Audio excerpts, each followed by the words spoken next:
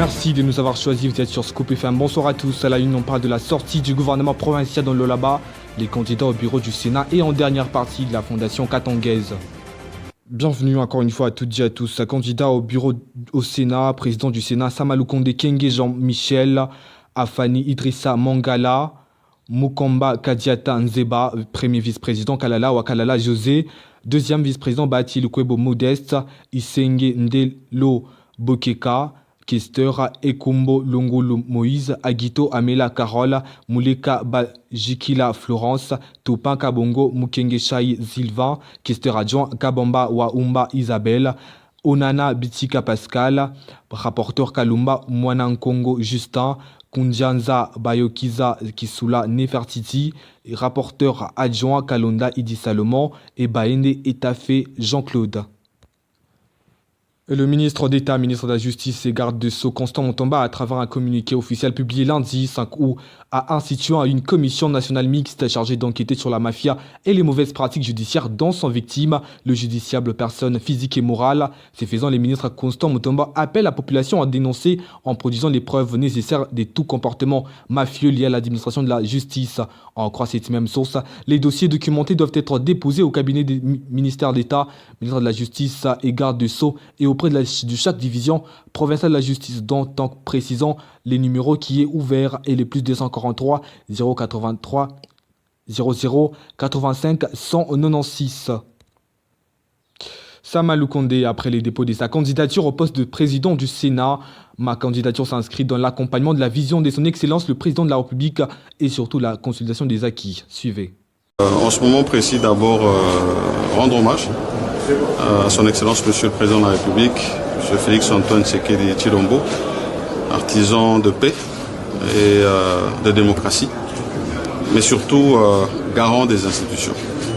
Et parlons des institutions, nous avons la prestigieuse chambre haute du Parlement, qui est le Sénat, et qui arrive à un moment précis, ce début de législature, où un calendrier a été affiché pour la mise en place du bureau définitif de cette chambre.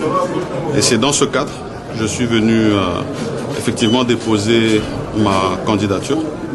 Candidature qui s'inscrit bien sûr dans l'accompagnement de la vision de son Excellence Monsieur le Président de la République, mais surtout la consolidation des acquis, comme il l'a mentionné. Et je voudrais préciser que c'est au poste de président de cette chambre que j'ai déposé ma candidature et rappeler que notre règlement d'ordre intérieur du Sénat, moi en tant que sénateur je suis astreint à le respecter, demande à ce que ceux qui veulent aspirer à des fonctions au bureau de la chambre doivent faire preuve de plusieurs qualités, de probité morale, d'expérience. Et je pense que dans le cadre de cette expérience, j'ai apporté à cette chambre, en tant qu'ancien parlementaire, et puis ayant eu l'occasion aussi d'avoir la gestion des questions publiques. Et donc, j'ai, dans le cadre du respect de ce règlement, déposé cette candidature. Bien sûr, le calendrier indique les autres étapes qui vont venir, et je pense que c'est lors de ces prochaines étapes que nous aurons encore à mieux nous exprimer. Mais pour l'heure, je remercie les services qui nous ont accueillis, ainsi que le bureau provisoire du Sénat qui organise en ce moment cette étape électorale qui va nous mener vers la mise en place du bureau définitif de la Chambre. Merci à tous. Merci.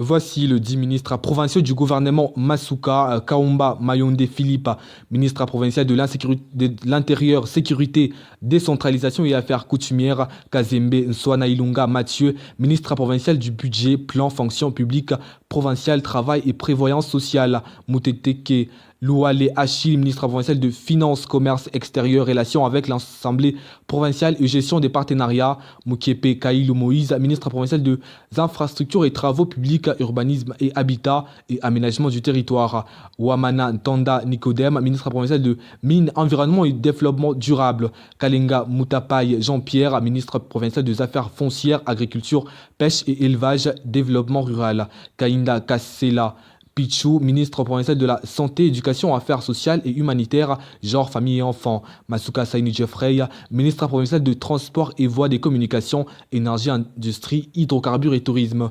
Kapapa Kassala Lydia, ministre provincial de l'économie, petites et moyennes entreprises, promotion de l'entrepreneuriat et de la classe moyenne. Et enfin, Fana Moussanga Saïza Neuve, ministre provincial de la jeunesse, sport et loisirs, culture et arts, communication et presse, pétantique et initiation à la nouvelle citoyenneté. Après la publication de l'équipe gouvernementale de la province du Lualaba, Bernadette Capen, femme leader, s'est dit fière de cette sortie du gouvernement dont une femme est à la tête et attend que les défis majeurs soient relevés par Fimasuka, l'unique femme à la tête d'une province. Bernadette Capen est jointe au téléphone par Christian Mouchampa. Le gouvernement de la province du Lualaba vient d'être publié.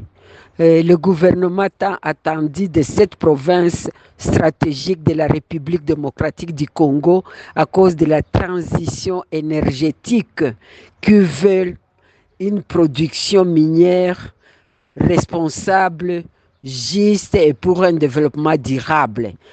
Et l'unique province de la République démocratique du Congo dont la gestion est assurée par une femme, pas n'importe laquelle, vient de publier son gouvernement. C'est un gouvernement longtemps attendu par le peuple congolais et le voilà maintenant mis sur pied. Il est composé des hommes qui sont bien musclés, qui connaissent bien la gouvernance et particulièrement la gouvernance d'une province minière comme le Lualaba. Et nous parlons particulièrement du ministre de l'Intérieur, son Excellence Kaumba Roy, à qui nous présentons d'ailleurs nos sincères félicitations pour son élévation à ces postes dont il mérite. C'est par méritocratie qu'il a été désigné à ces postes.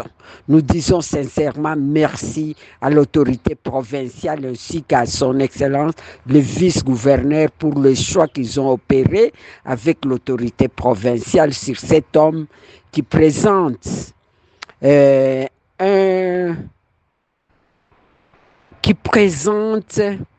un curtis méritant à ses postes de ministre de l'Intérieur, puisqu'il a eu trop jeune à gérer le finance des forces armées.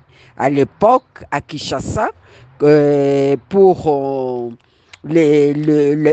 l'aspect des invalides, des DOSM, comme on l'appelait en abréviation. Il est bien outillé, c'est un ancien conseiller de son Excellence, Madame la gouverneure. Il a été 2 fois député provincial. Le peuple l'a fait confiance à 2 reprises. Il a été ministre. Il est devenu ministre de l'Intérieur. Il connaît bien les préoccupations du Lualaba et effectivement la province du Lualaba. Et enfin, pour chuter à Lubumbashi, lundi 5 août 2024, l'ambassadeur Denis Banza reçoit en audience le nouveau comité national de la Fondation Katongaise. Suivez. C'est une fondation katangaise affichée au grand complet qui a été reçue ce lundi 5 août 2024 par l'ambassadeur Denis Banza dans sa résidence privée de Lubumbashi, accompagné par son président Banga Mukose et son vice-président Kalwa Kalunga. La fondation katangaise est venue rencontrer l'ambassadeur Denis Banza pour matérialiser son objectif, celui de rencontrer les grandes personnalités de l'espace Grand Katanga dont Denis Banza fait partie et aussi lui présenter le nouveau comité de la Fondation katangaise. L'objet de notre visite, c'est que depuis notre installation, nous avons pris l'initiative de rencontrer toute la notabilité katangaise pour que nous puissions faire un plan d'action parce que nous voulons convoquer une rencontre entre Katangais dans la diversité pour essayer chaque fois d'échanger et voir comment l'unité et l'identité katangaise doivent être préservées. Et c'est dans cette optique que nous avons aussi profité de la présence de l'ambassadeur Dani à Lubumbashi. Et ça a été cordial, nous avons échangé, nous avons parlé du Katanga, de l'identité, de l'union, de la solidarité. Et il était très content d'ailleurs. On a pris même des minutes plus que prévu. Il nous dit même que ça lui manque, ce genre de rencontre, et qu'il faudra que nous puissions élargir à d'autres notables katangais comme lui. Et c'est tout ce que nous faisons. Une rencontre très cordiale et détendue où plusieurs questions concernant le développement de l'espace katangais ont été abordées en toute transparence, dont certaines ont trouvé des solutions sur le champ. C'est avec un sentiment de satisfaction que cette rencontre a pris fin. Et c'est tout pour cette édition réalisée par Steve Micha et sous la coordination de Christian Mouchompa. Au revoir.